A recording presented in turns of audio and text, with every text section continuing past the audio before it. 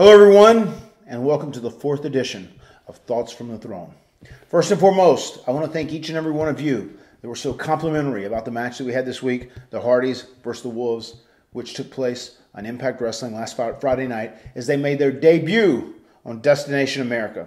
And not only that, I followed the hashtag Impact UK, and I know all the UK Impact Wrestling fans were going crazy about the match as well. And there's nothing I love more than going out and really working hard and being passionate about having a great competitive wrestling matchup. No bullshit, just a great in-ring athletic wrestling match, and then getting all this great response, all this great feedback about it. And I'm glad you guys enjoyed it. So really what I want to do is beat this boring cult, the Revolution, for the tag team titles. And then I say the Hardys versus the Wolves in a best of 7. And if you like that idea, I think you should tweet Dixie, you should tweet Impact Wrestling, tweet everyone. Let them know that's what you want to see, because that's what I want to see personally. Okay, a lot of people were real complimentary as well about the moves in the match, and some people were shocked because we broke out a few new moves. So who said you can't teach a couple of old dogs some new tricks? First and foremost, our finishing move, our new finishing move, the check fate.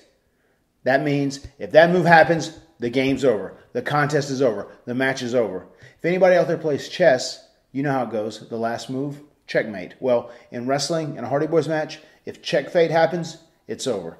People were also freaking out how Jeff walked the rope and then dove off to the floor on both Eddie and Davey. And I was blown away by it.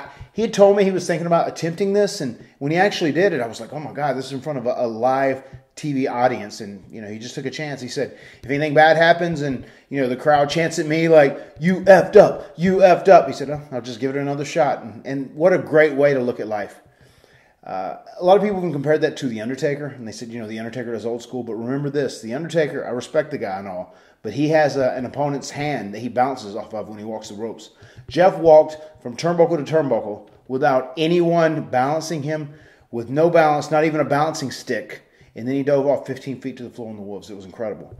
And a lot of people were also shocked when they saw me do the double apron springboard DDT, where I came down and DDT'd the Wolves on the floor. Little do you know this, but I'm going to give you an exclusive Matt fact right here. Matt first broke out the springboard apron DDT in 1995.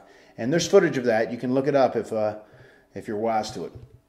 Speaking of old school in 1995 and mid-90s, I was going to share with you an Omega story. At the very first Omega show that I promoted, that I ran, it was in Sanford, North Carolina, and it was the first time we had booked Shane Helms and Mike Howe, which are the guys that are currently promoting the new Omega shows. It was the first time we booked them at our shows, and we didn't know them that well. It was one of those things like we seemed like we could get along with these guys pretty good, but we really didn't know them well, so we really couldn't trust them. We didn't know if they were going to be great friends or what the deal was. We just knew they were good wrestlers and they would work well on an Omega show.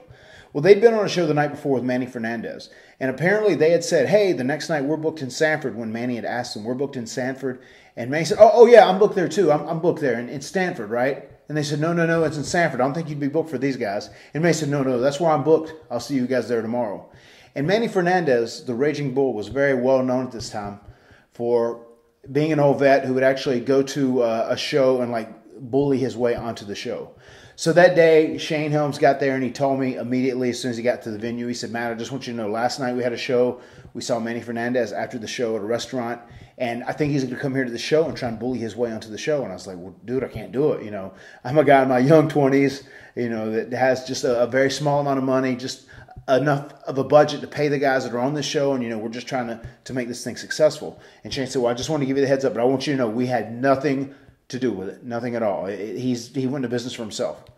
So an hour or so later, Manny Fernandez shows up. Now this is the Raging Bull, a guy that is a tough ass, a hard ass, and I grew up watching him on NWA, and I was like, wow, I'd heard all the stories about him and how he's a rough and tough character. And he showed up at the show, and he came up and said, yeah, who's the promoter here? And everybody kind of pointed him in my direction. And he came up to me. Once again, this is a young Matt Hardy, in his early 20s, and not very experienced. And I'm dealing with an old, tough, redneck, rough and wild dude that I grew up watching, and I've heard about all his bar fights and street fights and whatnot. So Manny looks at me and says, yeah, I'm booked for this show. So where do I put on stuff? Where's the dressing room? And I say, well, I'm sorry, sir. You're not booked on this show. And he said, no, I'm booked on this show. Henry Dean booked me. And it was another local promoter in North Carolina, but he had nothing to do with Omega. And I said, well, I'm sorry, sir. You aren't booked on the show. I booked everyone, and I know I didn't book you. And kind of the product we're doing, your style doesn't really even fit into what we're doing. And then he took a step closer to me and kind of closed the gap between us.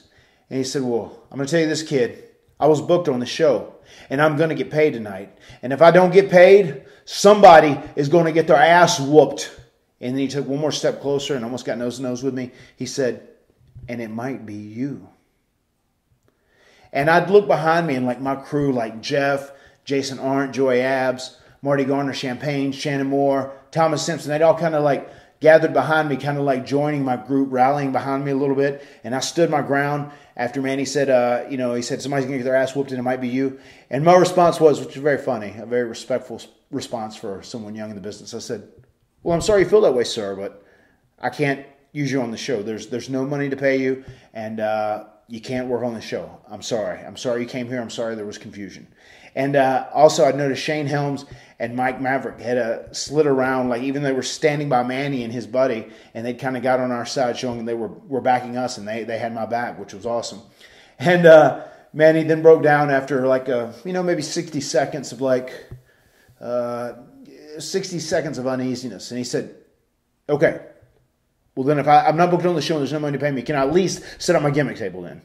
And I said, yeah, we can work that out. We can get you a table and you can sell your T-shirts or 8x10s or whatever whatever you want to sell. And make a long story short, I saw Manny many years down the road after we'd already went to WWE and we'd made it and we'd done well for ourselves. And he'd said, you know what, kid? Good job there in the mid-'90s when I came to your show that you were running and I tried to bully my way onto your show. You stood up for yourself and you didn't let me walk all over you. I'm proud of you. You passed the test. And I'm like, are you kidding me?